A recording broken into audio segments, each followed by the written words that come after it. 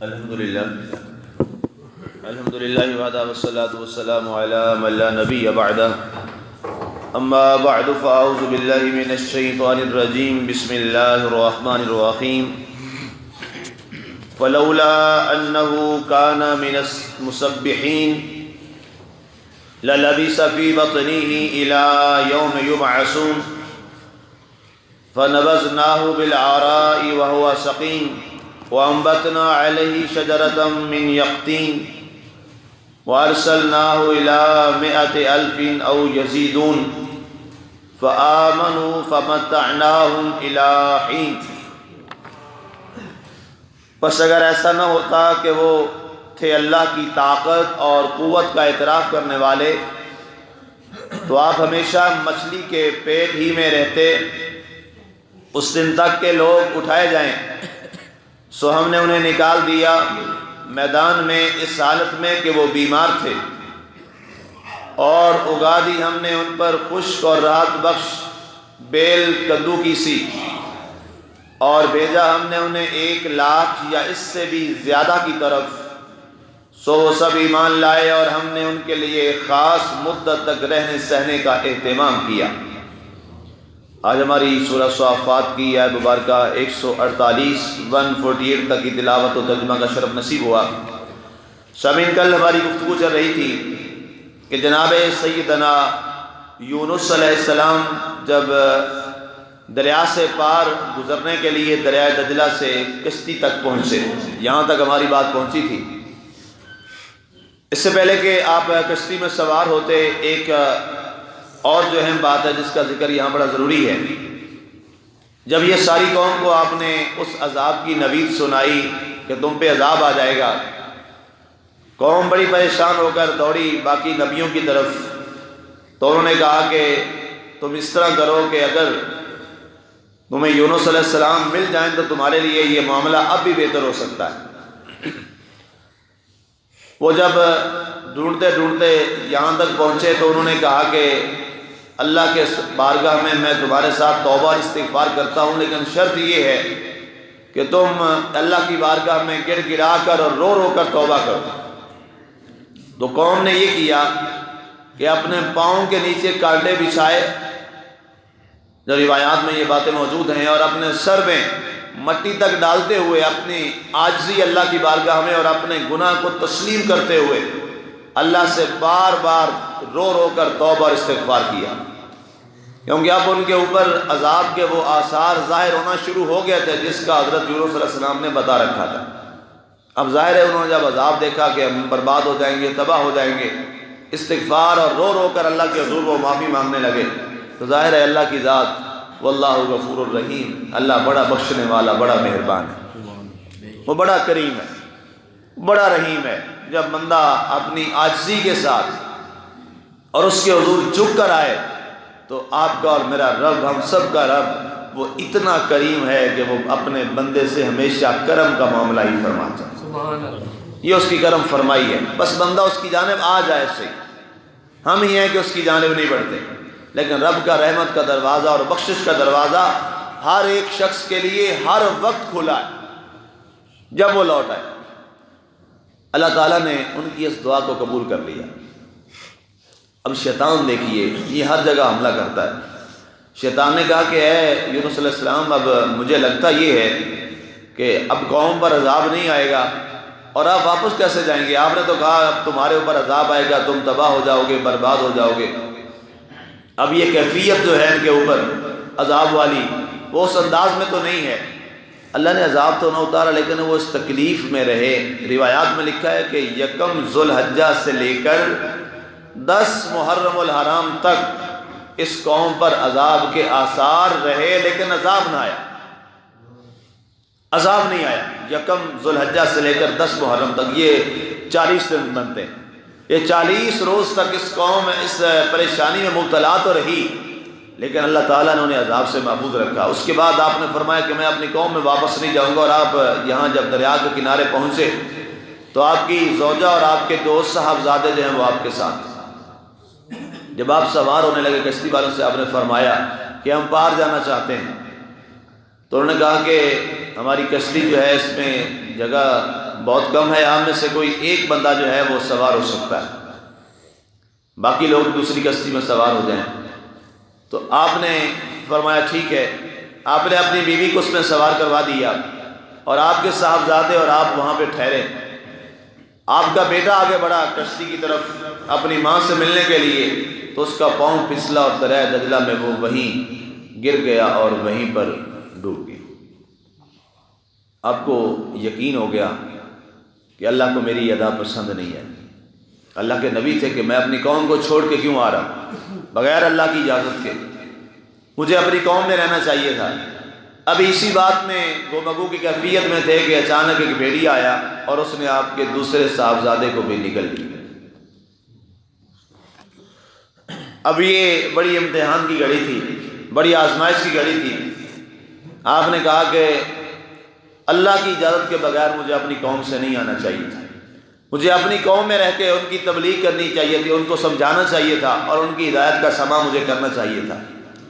اس کے بعد کشتی والوں نے جب یہ منظر دیکھا تو انہوں نے کہا جی ہم بے بس ہیں۔ اب کشتی فوراً وہاں پہنچی اور آپ اس میں سوار ہو گئے۔ جب کشتی درمیان دریا میں پہنچی تو کشتی نے وہاں پہ ہچکولے لینا شروع کر دیے۔ لوگ پریشان ہوئے، بہت بڑی تعداد تھی کشتی کے اندر۔ لوگوں نے کہا کشتی کو کیا ہو گیا؟ آپ نے فرمایا اس کشتی میں ایک بھاگا ہوا غلام ہے اپنے مالک سے۔ اللہ اکبر، جملہ سنیے، فرمایا کہ ایک اپنے مالک سے بھاگا ہوا غلام ہے۔ غلاموں کا وہ دور تھا۔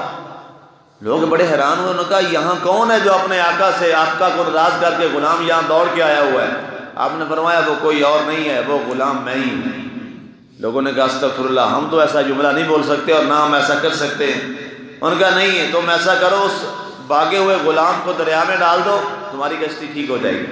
انہوں نے کہا ایسا ہم تو نہیں کر سکتے، اور نہ وہ آپ ہیں کہ آپ اپنے آقا سے بھاگے ہوئے ہیں۔ آپ نے فرمایا اچھا اس طرح کرتے ہیں، اس دور میں کرے بڑے ہوتے تھے بنی اسرائیل میں، آخری تک رہے ہیں جی۔ انہوں نے کہا اچھا اس طرح کرتے ہیں، کرا ڈال لیتے ہیں، جس کے نام کا کرا نکلے گا اس کو دریا میں ڈال دیں، باقی کشتی محفوظ ہو جائے گی۔ یہ میری گارنٹی آپ نے فرمایا۔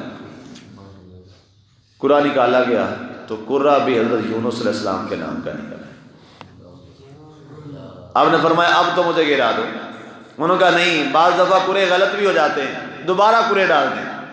جب دوبارہ کرا ڈالا گیا، دوسری بار کرا پھر حضرت یونس علیہ السلام کے نام کا نکلا۔ انہوں نے کہا نہیں، آخری بار اور تیسری بار، چلیں اب یقین ہو جائے گا، 3 دفعہ ہوتا ہے، تیسری بار کرا نکالتے ہیں تو جس کا اب کرا نکلے گا اس کو ہم ڈالیں گے یہاں پر پانی کے اندر، دریا کے اندر۔ جب تیسری بار کرا نکالا گیا تو پھر یونس علیہ السلام کے نام کا ہی نکلا۔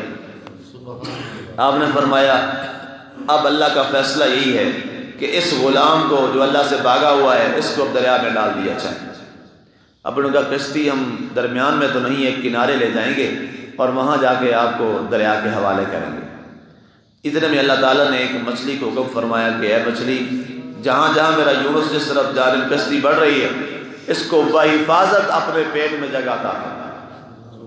مچھلی نے اللہ کی بارگاہ میں عرض کی اے مولا، میں اس کو اپنے پیٹ میں ایسے رکھوں گی جیسے ماں اپنے بیٹے کو اپنے پیٹ میں محفوظ رکھتی ہے۔ سبحان اللہ۔ اب کشتی جب کنارے کی جانب بڑھی، مچھلی بھی بڑی مچھلی اس کنارے پہنچی، لوگ جب گرنے لگے دیکھا کہ مچھلی نیچے منہ کھول کے کھڑی ہے۔ انہوں نے کہا یہ تو ابھی کھا جائے گی۔ انہوں نے کہا یہ تکلیف ہے، ویسے گرے، اللہ کے رازوں کو ظاہر ہے اللہ ہی جانتا ہے۔ انہوں نے کشتی اور دوسرے کنارے لے گئے، مچھلی وہاں، جدھر لے جاتے مچھلی آگے۔ وہ پریشان ہو گئے۔ یونس علیہ السلام نے فرمایا اللہ کا حکم یہی ہے، اس غلام کو مچھلی کے پیٹ میں ہی جانا ہے، اسی کے حوالے کر دو۔ جب پھینکا گیا تو مچھلی نے فوراً آپ کو اپنے پیٹ میں ڈال لیا اور اس کے بعد وہ دریا کے درمیان میں گہرائی میں چلی گئی۔ وہاں آپ اللہ کا، آپ فرماتے ہیں کہ میں وہاں پر مچھلیوں اور باقی آبی جانداروں کے ذکر اور تسبیح کو اپنے کانوں سے سنا کرتا تھا۔ کہتے ہیں میں نے وہاں اللہ کا ذکر جاری رکھا۔ 40 روز تک مچھلی نے آپ کو اپنے پیٹ میں اٹھائے رکھا، 40 روز تک، اور آپ اس دوران اللہ کا مسلسل ذکر کرتے رہے، اللہ تعالیٰ سے بارگاہ سے اس کے حضور توبہ کرتے رہے اور اللہ تعالیٰ کے تسبیح و تعلیل میں آپ مگن رہے۔ جب 40 دن مکمل ہوئے تو اللہ نے فرمایا کہ وہ 40 دن جو میں نے پہلے عرض کیا تھا، قوم پہ آئے تھے تکلیف کے دن۔ اللہ نے فرمایا یونس، وہ قوم پر بھی 40 دن گزرے تھے، یکم ذوالحجہ سے 10 محرم تک کے دن، اب تمہارے پہ وہ 40 دن وہاں سے آگے مکمل ہو گئے ہیں۔ جبریل کو فرمایا جبریل جاؤ اور ہمارے یونس علیہ السلام سے یہ بات عرض کرو کہ اب ہم چاہتے ہیں کہ تمہیں دوبارہ قوم کی جانب لے چلیں، تمہارا کیا حکم، تم کیا چاہتے ہو؟ جب جبریل گئے جا کے سلام عرض کیا تو آپ نے فرمایا کہ جبریل میں تو یہ سوچ رہا تھا کہ شاید اب وہ تیرا سلام میں کبھی بھی نہیں سن پاؤں گا، اور سلسلہ نبوت کے جو وحی کے معاملات ہوتے ہیں وہ ختم ہو چکے ہیں، اب تم دوبارہ آئے ہو تو میری خواہش ہے میں دوبارہ تمہاری آوازیں سنوں اور میں دوبارہ اپنی قوم میں چلا جاؤں، اگر اللہ مجھے معاف فرما دے۔ تو جبریل علیہ السلام نے عرض کی کہ اے اللہ کے نبی، اللہ نے آپ کو وہ معاملات محبت کی بنیاد پہ تھے وہ معاف فرما دیے ہیں، اور اب دوبارہ وہ آپ کو اپنی قوم میں جلد بھیج دے گا۔ سرکار سے پوچھا گیا یا رسول اللہ صلی اللہ علیہ وسلم کون سا وقت تھا جب آپ کی یہ توبہ قبول ہوئی اور آپ مچھلی کے پیٹ سے باہر آئے؟ حضرت ام عائشہ اس کی راویہ ہیں، آپ نے طریقے دمشق میں یہ واقعہ حدیث موجود ہے۔ سرکار نے فرمایا عشاء کا وقت تھا، ستارے جرمٹ کے ساتھ تھے، رات کی تنہائی تھی، کوئی بھی نہیں تھا، اللہ نے مچھلی کو حکم دیا، مچھلی صحرا میں آئی اور وہاں پر یونس علیہ السلام کو اپنے پیٹ سے باہر نکال دیا۔ وقت عشاء کا وقت تھا۔ سرکار نے فرمایا اس بنیاد پر میں اپنی امت کو، اللہ نے جو ہمیں عشاء کی نماز عطا فرمائی ہے، جس کے جتنے بڑے بھی گناہ ہوں وہ عشاء کی نماز پڑھ کے اللہ سے توبہ کرے، اللہ اس کے گناہوں کو معاف فرما دے۔ سرکار نے ساتھ ویوستہ یہ حدیث بھی ارشاد فرمائی اور فرمایا فجر کا وقت جو ہے یہ 2 نمازیں اللہ کے رسول صلی اللہ علیہ وسلم نے ارشاد فرمایا یہ بہت بڑا انعام ہے میری امت کے لیے۔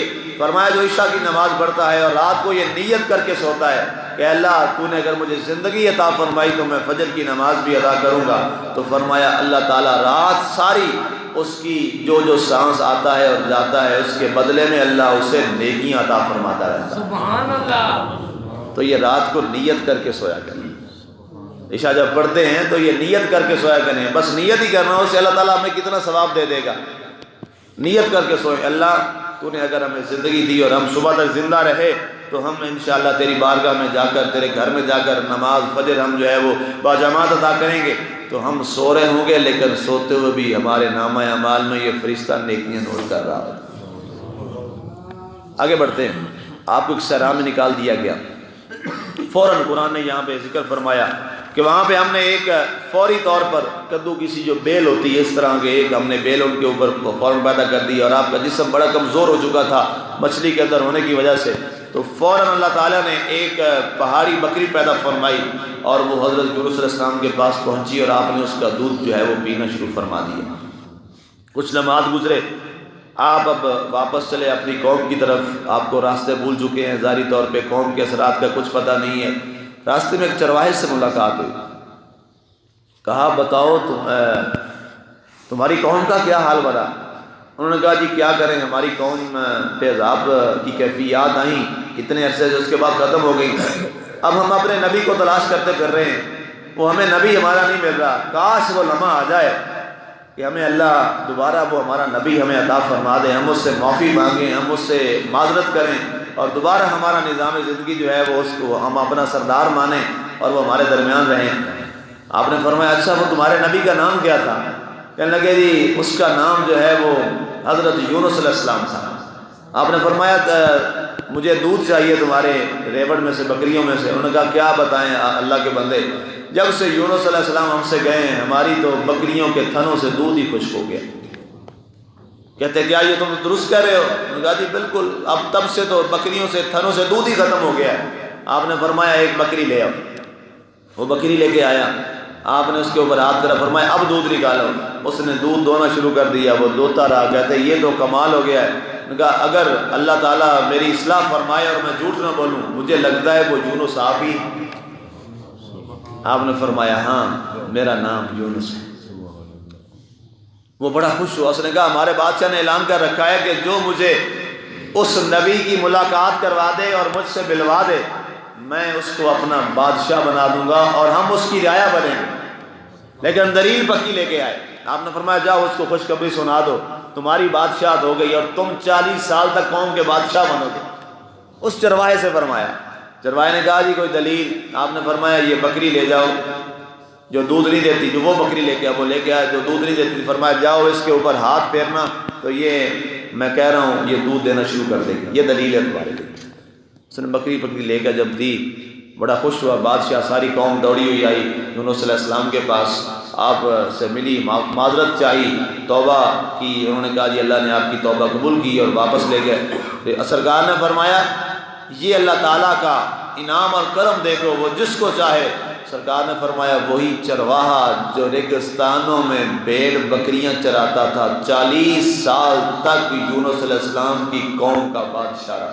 سبحان اللہ۔ یہ رب تعالیٰ کے فیصلے ہیں، یہ رب تعالیٰ کی ذات ہے، چاہے تو شہنشاہوں اور بادشاہوں کو نوکر اور غلام اور چرواہا بنا دے، اور چاہے تو چرواہوں کو دنیا والوں کا بادشاہ بنا دے۔ یہ رب تعالیٰ کی ذات ہے۔ تو تل ملک من تشاء و تنزع الملک ممن تشاء و تعز من تشاء و تذل من تشاء بیدک الخیر۔ یہ رب کا اعلان ہے قرآن پاک میں۔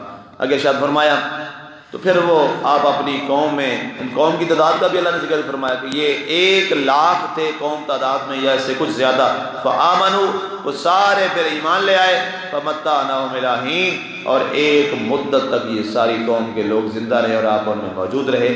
اللہ کی ذات ہمیں عمل کی توفیق عطا فرمائے۔ وما علینا الا